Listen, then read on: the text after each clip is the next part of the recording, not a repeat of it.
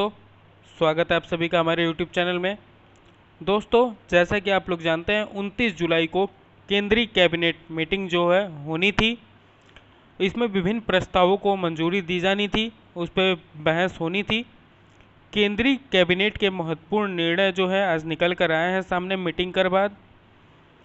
मानव संसाधन विकास मंत्रालय को अब जो है शिक्षा मंत्रालय कहा जाएगा, उसका नाम चेंज करके शिक्षा मंत्रालय कर दिया गया है। अब शिक्षा मंत्रालय करने से फ़ायदा क्या होगा या क्या क्या नियम बने वो आप लोग सभी लोग देख लीजिए, और शिक्षक संबंधित सभी लोग ये वीडियो ज़रूर देखें। करीब 30 साल बाद नई शिक्षा नीति को मंजूरी मिली, शिक्षा के क्षेत्र में व्यापक सुधार का रास्ता खुला। अब उच्च शिक्षा के लिए एक ही नियामक संस्था होगी, त्रिभाषा फार्मूला लागू रहेगा। उच्च शिक्षा जो है, जो आपका 10+2 या 10, उसके लिए जो है एक ही नियामक संस्था होगी। नई शिक्षा नीति में पहला नियम जो आपका निकल के आया SSRA, state school regulatory authority, मतलब SSRA एक संस्था बनेगी जिसके चीफ शिक्षा विभाग से जुड़े होंगे। दूसरा है 4 year integrated BEd, 2 year BEd और 1 ईयर बीएड कोर्स चलेंगे।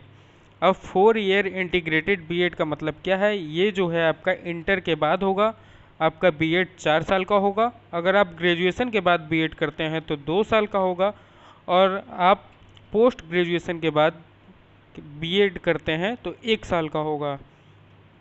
ECCE early childhood care and education के अंतर्गत प्री प्राइमरी शिक्षा आंगनबाड़ी स्कूलों के माध्यम से टेट लागू होगा अप टू सेकेंडरी लेवल, मतलब टेट जो है आपका सेकेंडरी लेवल तक लागू रहेगा जैसा पहले था। शिक्षकों को गैर शैक्षणिक कार्यों से हटाया जाएगा, सिर्फ चुनाव ड्यूटी लगेगी। BLO ड्यूटी से शिक्षक हटेंगे, MDM से भी शिक्षक हटेंगे। स्कूलों में MMC, MDMC के साथ SCMC यानी स्कूल कॉम्प्लेक्स मैनेजमेंट कमेटी बनाई जाएगी, जो स्कूलों से संबंधित सभी समस्याओं का समाधान करेगी। शिक्षक नियुक्ति में डेमो, स्किल टेस्ट और इंटरव्यू भी जो होंगे इसमें शामिल होंगे। नई ट्रांसफ़र पॉलिसी आएगी जिसमें ट्रांसफ़र लगभग जो है बंद हो जाएंगे। ट्रांसफ़र सिर्फ पदोन्नति पे होगा, मतलब आपका जब प्रमोशन होगा तभी आपका ट्रांसफ़र जो है संभव हो पाएगा। ग्रामीण इलाकों में स्टाफ क्वार्टर बनाए जाएंगे केंद्रीय विद्यालयों की तर्ज पर। जैसे देखा है आपने, केंद्रीय विद्यालय जहाँ जहाँ होते हैं वहाँ शिक्षकों के रहने के लिए आवासीय सुविधाएं दी जाती हैं, वैसी अब हर जगह होगा। RTE को कक्षा 12 तक या 18 वर्ष की आयु तक लागू किया जाएगा।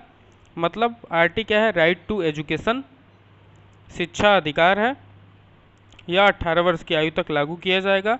मिड डे मील के साथ हेल्दी ब्रेकफास्ट भी स्कूलों में दिया जाएगा। जो मिड डे मील जो है आपका लंच के समय में दिया जाता है था भोजन, अब बच्चों के स्कूल के आने पर भी उनको नाश्ता दिया जाएगा। 3 लैंग्वेज बेस्ड स्कूली शिक्षा होगी, मतलब 3 लैंग्वेजेस होंगी स्कूल में। फॉरेन लैंग्वेज कोर्स भी स्कूलों में शुरू होंगे, मतलब जो विदेशी भाषाएं हैं वो भी स्कूलों में शुरू होंगी। विज्ञान और गणित को बढ़ावा दिया जाएगा। हर सीनियर सेकेंडरी स्कूल में साइंस और मैथ विषय जो होगा वो कंपलसरी होगा। स्थानीय भाषा भी शिक्षा का माध्यम होगी।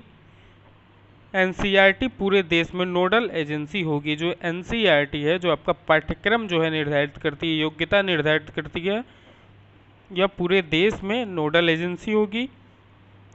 स्कूलों में राजनीति व सरकार का हस्तक्षेप लगभग समाप्त हो जाएगा, मतलब इसमें कोई राजनीति या सरकार का हस्तक्षेप जो है बिल्कुल समाप्त हो जाएगा। जो भी होगा सब शिक्षा मंत्रालय की तरफ से होगा।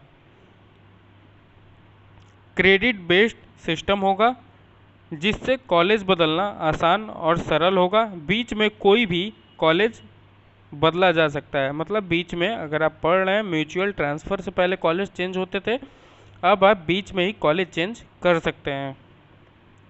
नई शिक्षा नीति में सिर्फ बीएड, इंटर के बाद 4 वर्षीय बीएड, स्नातक के बाद 2 वर्षीय बीएड, परा स्नातक के बाद 1 वर्ष का बीएड कोर्स होगा। और आपको एक बात बता दें, जो नई शिक्षा नीति लागू हुई है इसमें सैलरी, आपकी जो सैलरी है उसको भी बढ़ने का प्रस्ताव है। ग्रेड पे आपका बढ़ सकता है, सैलरी इंक्रीज हो सकती है। कल आज शाम तक अभी राजपत्र आ जाएगा जिस पे आपको सभी सारी चीज़ें मिल जाएंगी। दोस्तों, चैनल को ज़्यादा से ज़्यादा सब्सक्राइब करिए, लाइक करिए, शेयर करिए, ताकि आपको प्रत्येक अपडेट शिक्षा जगत से जुड़ी हुई मिल सके। धन्यवाद।